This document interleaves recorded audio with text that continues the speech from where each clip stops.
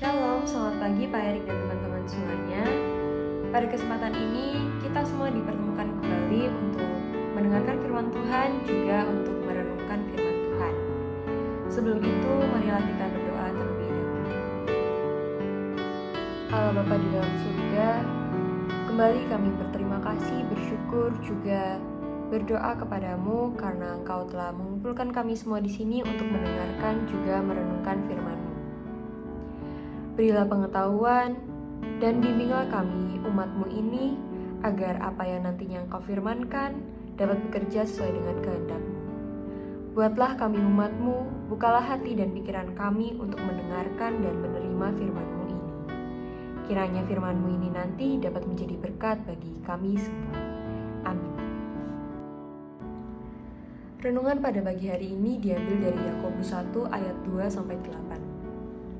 Saudara-saudaraku, anggaplah sebagai suatu kebahagiaan apabila kamu jatuh ke dalam berbagai-bagai pencobaan. Sebab kamu tahu bahwa ujian terhadap imanmu itu menghasilkan ketekunan. Dan biarkanlah ketekunan itu memperoleh buah yang matang, supaya kamu menjadi sempurna dan utuh dan tak kekurangan suatu apapun. Tetapi, apabila di antara kamu ada yang kekurangan hikmat, hendaklah ia memintakannya kepada Allah, yang memberikan kepada semua orang dengan murah hati dan dengan tidak membangkit-bangkit, maka hal itu akan diberikan kepadanya. Hendaklah ia memintanya dalam iman, dan sama sekali jangan bimbang, sebab orang yang bimbang sama dengan gelombang laut yang diombang-ambingkan kian kemari oleh angin. Orang yang demikian janganlah mengira bahwa ia akan menerima sesuatu dari Tuhan. Sebab orang yang mendua hati tidak akan tenang dalam hidupnya. Teman-teman yang terkasih dalam Kristus, tentunya di dalam hidup ini kita pasti banyak mengalami pencobaan. Salah satunya pencobaan yang menguji iman kita. Saya pernah mendengar tentang buku yang berjudul God's Power to Change Your Life. Buku ini ditulis oleh Rick Warren. Rick Warren di sini menuturkan kisah hidupnya selagi masih muda. Suatu pagi, ia berdoa supaya Tuhan menolongnya untuk memiliki buah roh kesabaran seperti yang diajarkan oleh firman Tuhan. Siang harinya, sewaktu sedang makan di kampus, datang seorang yang dengan sengaja menumpahkan makanan ke badannya dan mengotori pakaiannya. Rick pun menjadi panas hati, namun ketika ingin marah, mendadak Rick teringat dengan doanya. Ia disadarkan bahwa inilah ujian yang Tuhan izinkan terjadi sehingga ia dapat melatih kesabarannya. Ia pun menenangkan hatinya dan mengurungkan niat untuk membalas perbuatan seseorang tadi. Teman-teman semuanya, salah satu saran di dalam kehidupan yang Tuhan pakai untuk membangun karakter kita semua adalah dengan mengizinkan masalah atau ujian terjadi dalam hidup kita, supaya kita mampu melatih dan mengasah karakter kita menjadi lebih dewasa dalam menghadapi tantangan. Ketika menghadapi ujian dan mengambil keputusan, kita bisa saja menjadi ragu, tidak tahu harus berbuat apa.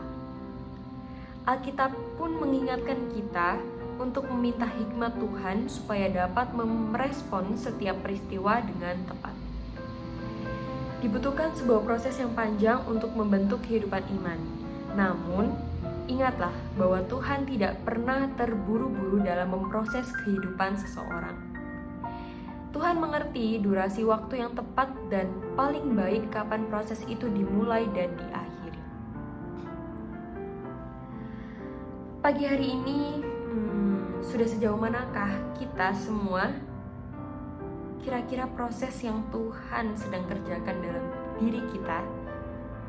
Mungkinkah kita sedang diproses dalam hal kesabaran, ketekunan, pengampunan, dan lain sebagainya? Maka dari itu, kita harus tetap bersabar dan kita harus bisa menjalani proses itu sampai waktu Tuhan selesai dan kita mendapati kualitas hidup kita menjadi yang lebih baik. Sekian renungan pagi yang bisa saya sampaikan. Semoga dari renungan ini kita menjadi bisa membiarkan Tuhan memproses segala kehidupan kita, dan pada akhirnya kehidupan kita bisa menjadi yang lebih baik. Sebelum mengakhiri renungan pada pagi hari ini, marilah kita berdoa terlebih dahulu. Ya Bapa, kami berterima kasih karena Engkau telah menyertai kami pada renungan hari ini. Sebentar lagi kami akan melanjutkan aktivitas kami akan mengerjakan penilaian akhir semester. Selalu bimbinglah kami, selalu sertailah kami, dan selalu berilah kami kemudahan agar kami bisa mengerjakan semua soal-soal dengan baik, dan pada akhirnya kami semua bisa mendapatkan hasil yang terbaik. Hanya dalam nama-Mu ya Bapa, kami berdoa dan mengucap syukur. Amin. Terima kasih, Shalom, dan Tuhan memberkati.